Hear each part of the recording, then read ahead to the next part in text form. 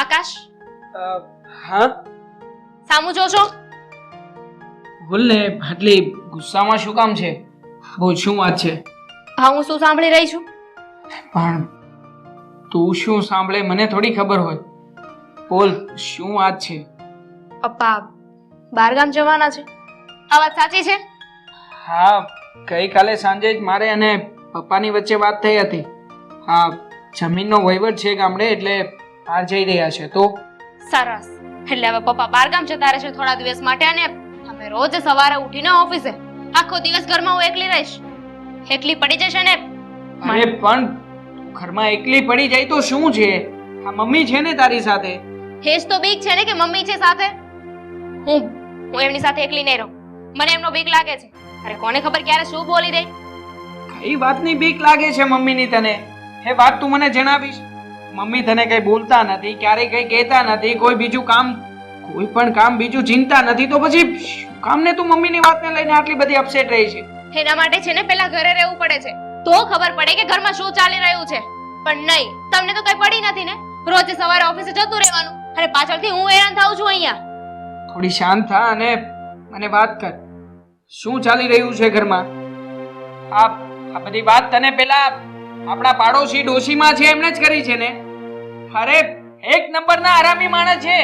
હા, પહેલા પણ જે મારા લગ્ન તૂટ્યા હતા ને, એની પાછળ ડોશીમાં જ જવાબદાર છે. પેલા છે ને તમે લોકો નક્કી કરી લો કે તમારા લગ્ન તૂટ્યા અને એનું રીઝન શું છે. હર વખતે અલગ અલગ કારણ બતાવો છો. હું છે ને કોઈ નાની કીકલી નથી કે કોઈ પણ કાઈ પણ આવીને કહે ને હું માની લઉં. અરે પણ અમે તને અલગ અલગ કારણ નથી બતાવતા. આ બધાની પાછળ એક જ કારણ જવાબદાર છે.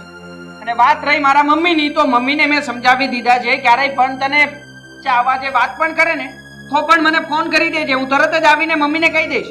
મારે કઈ નથી જોવાનું. 100 વાત ને એક વાત છે. હા, ઘરમાં એકલી મમ્મી સાથે તો હું નહીં જ રહું. અરે પણ મમ્મીથી શું કામ ને ડરે છે તું? તું તારા મગજમાં જે કંઈ પણ હોય ને એ વાત ક્લિયર કરી દે આજે. એટલે આ વાતનું અહીંયા જ સમાધાન લાવી દો. તું કહેતી હોય તો મમ્મીને બોલાવી લો. કોઈને નથી બોલાવ.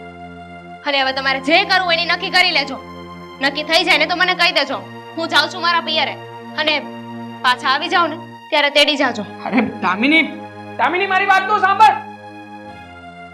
એ હા, સીમાએ તો દાંત વાળ્યો છે. હવે સમજાતું નથી કે શું કરવું.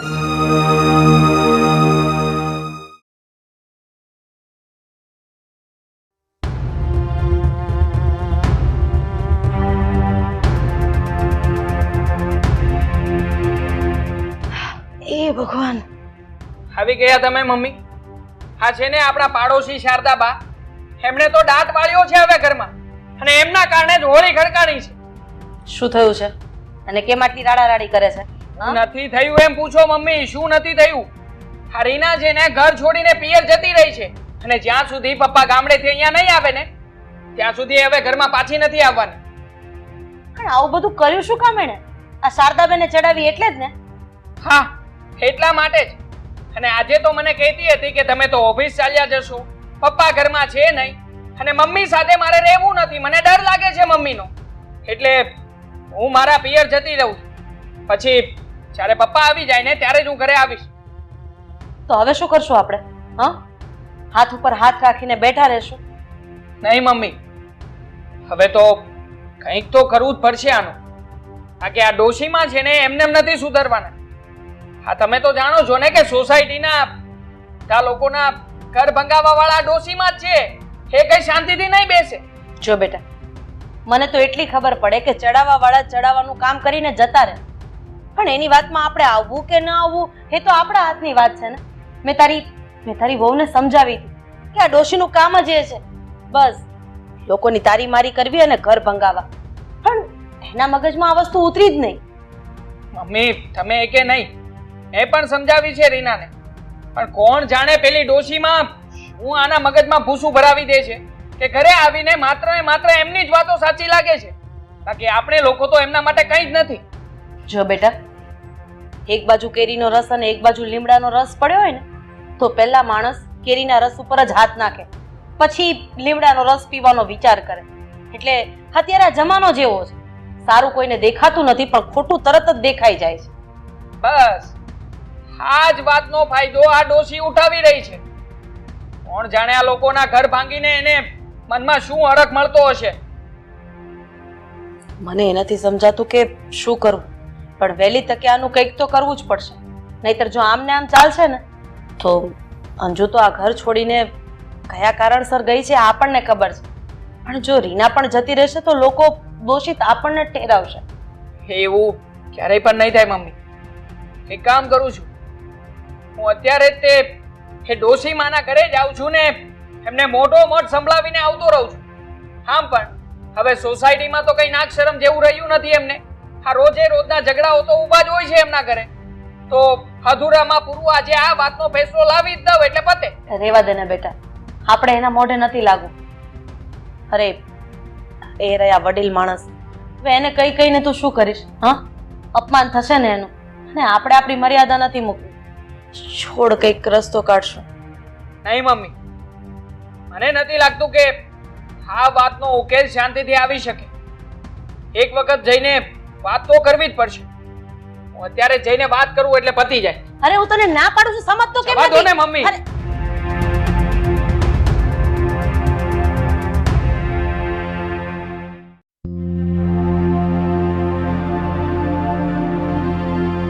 અરે હા. પણ મેં તમને હા, ફોન હા, કરીને થઈ જશે. જણાવ્યું હતું ને. અરે વાંધો નહીં. હા હા, હું કરાવી દઈશ. ઠીક છે, હા, હા. જોઈ લેજો. બોલો. હા, હા હા હા. એક મિનિટ ફોન કરો. રવિભાઈ, એક મિનિટ આવજો ને. હા, હું તમને થોડી વારમાં ફોન કરું. સારું થયું કે તમે અહીંયા રસ્તામાં જ મળી ગયા. કેમ, શું થયું? તમારી ઘરે જ આવવાનો હતો આ તમારા મમ્મી વિશે વાત કરવા માટે. હવે શું એમને પાછો તમારા ઘરમાં ફરી ઝઘડો કરાવ્યો? અરે ઝઘડો કરાવવાની ક્યાં વાત કરો છો? હેરાન કરી નાખ્યા છે અમને લોકોને. અને જુઓ, હા, મહેરબાની કરીને તમારા મમ્મીને સમજાવો આવી રીતે કોઈના ઘર ના ભંગાવાય. અને મારું પહેલા જે ઘર ભાંગ્યું હતું ને એ પણ એમના હિસાબે જ ભાંગ્યું હતું, અને હવે બીજી વખત થયું છે. અરે આકાશભાઈ, અમે એમને સમજાવીએ જ છે. હું અને તારી ભાભી એની પછાડી જ લાગેલા છે કે સુધરી જા, ગામમાં ઝઘડા નહીં કરાવો. આજુબાજુવાળા સાથે કાયમ આપણે રહેવાનું છે.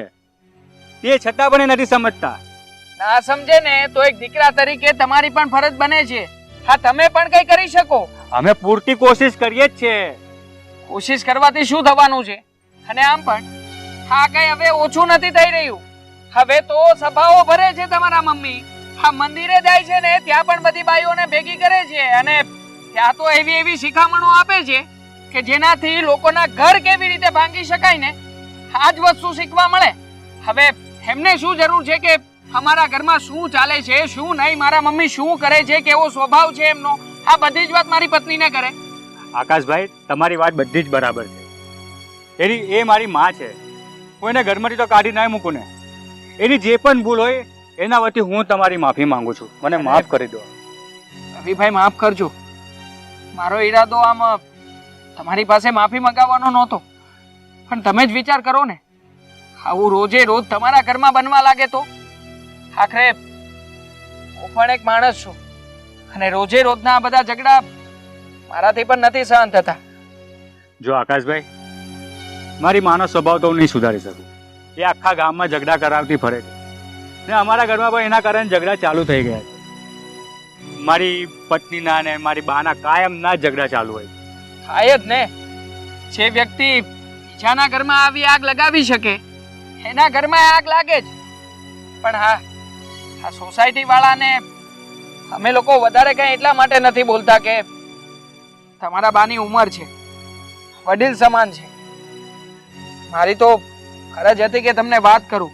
કદાચ બની શકે કે તમને આ વાતની જાણ ના હોય, પણ જો બની શકે કે એક દિવસ એવો પણ આવે કે આ સોસાયટીના ઘરે ઘરે તમારા બાએ ઝઘડાઓ કરાવ્યા હશે, અને પછી હા, અતિની ગતિ ના હોય. બની શકે કે સોસાયટી વાળાને ગુસ્સો આવે અને સોસાયટી વાળા પોતાની માન અને મર્યાદાને મૂકીને કઈ બીજો નિર્ણય પણ લઈ શકે. જો આકાશભાઈ, હું હવેથી કડક પગલાં લઈશ. મારી મમ્મીની હવે ફરીથી કમ્પ્લેન નહીં આવશે. હું એને ઘરે જઈને એમના સમજાવું છું. ચલો, હું રજા લઉં છું. ઠીક છે. જય શ્રી કૃષ્ણ. કહીને તો ગયા છે, પણ મને નથી લાગતું કે આ ડોશીમાં સુધરી શકે.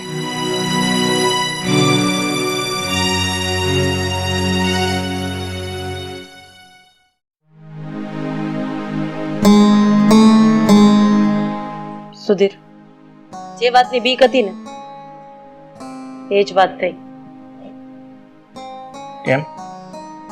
એવું તો વળી શું થઈ ગયું છે? અરે આ શારદા ડોસી આખો દિવસ ઘરના ઉમરા ટોચવા જાય છે. અને એ ક્યાંય ન જાય તો ત્યાંથી કોઈને વહુવારું નીકળે એટલે બેસાડીને પંચાયત કરવાની, તારી મારી કરવાની, મગજમાં ઝેર ભરી દેવાનું.